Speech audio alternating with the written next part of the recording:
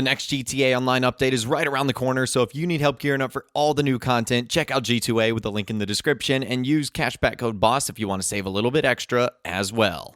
Hey, how's it going, guys? Mr. Boss for the win here, and in today's GTA 5 video, we're going to be talking about a new property that it looks like we're going to be able to buy in Grand Theft Auto Online. It looks like this could be for a business, a way to make money, and a whole lot more. We'll also talk about what we know so far, Michael DeSanta, Trevor Phillips. Let's dive into it. So we heard from Rockstar Games insider TezFunds2 the other day, and he ended up saying this: best to lower expectations for a Michael DLC. Personally, this DLC would fit as a Trevor DLC, except Stephen Ogg has shown that he isn't interested in returning to his in-game character anymore, so don't expect him to make an appearance as well. My guess for what the DLC could be about is, recall how the Criminal Enterprises update was about the gas prices, economy crisis? Well, this DLC could involve us establishing a business based on that, or something to do with the oil business. The details we have so far suggest the new character Dax is referred to as the Juggalo boss, and we would work with him rather than fighting against Juggalos. The Dead Drop package blip appears to be a new collectible, which could be something akin to finding a hidden item that tells you the location of the drop, hence the name of the collectible, kind of similar to the Smuggler Trail event. Okay, so we have a lot to break down there. Let's just go line by line. So there's been a lot of reports and rumors that Michael DeSanta is going to be featured in Grand Theft Auto Online, and he basically says it might not happen in this update. We've gotten hints and clues from Franklin, from Michael DeSanta's voice actor and likeness, Ned Luke, and it would just make sense for him to be featured. All the other protagonists have Franklin, who basically got his own DLC, Trevor, who's been there since day one, Michael, I mean, even his kids are in the game, and all his other associates that he's worked with in single player. It would make sense if Michael returned.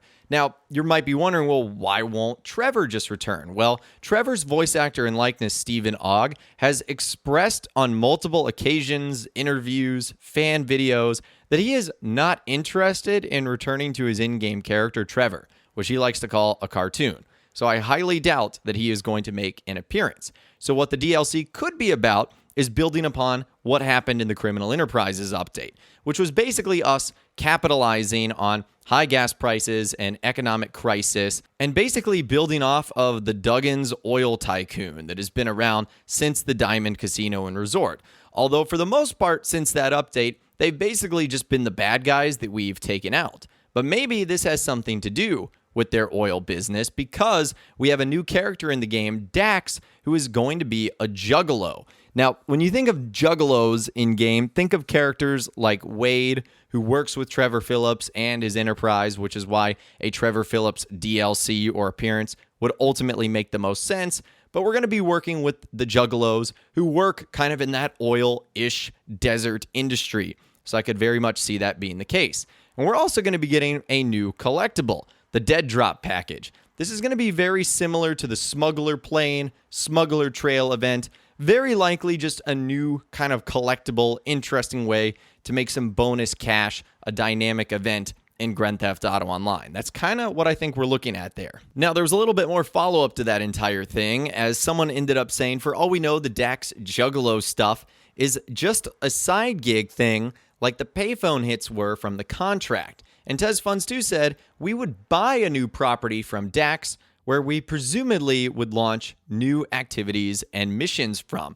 So that's going to be really cool, a new property. It makes you wonder what this is going to be, because we already have so much. We have bunkers, we have facilities, we have CEO offices, we have biker clubhouses, and I'm not sure really what like a Juggalo stronghold would be. Maybe we can buy gas stations, and that's going to be our industry. If that is the case, there are plenty of gas stations in-game, obviously, because Rockstar modeled Los Santos and its surrounding areas off of Los Angeles and its surrounding areas. So I could see the gas stations being a place that we ultimately buy, and that would make sense if we are in the oil industry as a way to make passive income, as well as run an entire business through it. And like I mentioned earlier, there are plenty of locations and spots in-game where that could actually work. So maybe that's what we are going to be buying, gas stations. As funny as that sounds, I really do think that could be one of the properties, and that's how things could work. Now, another thing this next update is very likely to do is continue to build on the success of GTA+. Now, you might not necessarily view GTA Plus as a success, but Rockstar and their parent company Take-Two Interactive definitely do. So there's going to be more additions to that, with insider Tez Fun Stew saying Rockstar is exploring incentives to increase the subscriber count of GTA Plus within a recent Grand Theft Auto Online survey. The question sheet was what you would expect, besides an exceptional choice that asked the players whether offering free access to classic Rockstar titles on console and mobile would attract them to the subscription service, thus raising the likelihood of Rockstar either relaunching the subscription into Rockstar Plus or simply offering free games alongside the current service. And the reference to mobile titles is interesting considering the following points. Kotaku had a report referencing Rockstar's original plans to offer the GTA Trilogy Definitive Edition as a thank you gift for purchasing GTA 5's re-release, and at the time, we were unaware of the existence of GTA Plus, and before the delay, Rockstar planned to release GTA 5's re-release on the same day as the GTA Trilogy Definitive Edition. A simultaneous release could have included the trilogy as a part of GTA 5's re-release, an opportunity to carry out the previous point.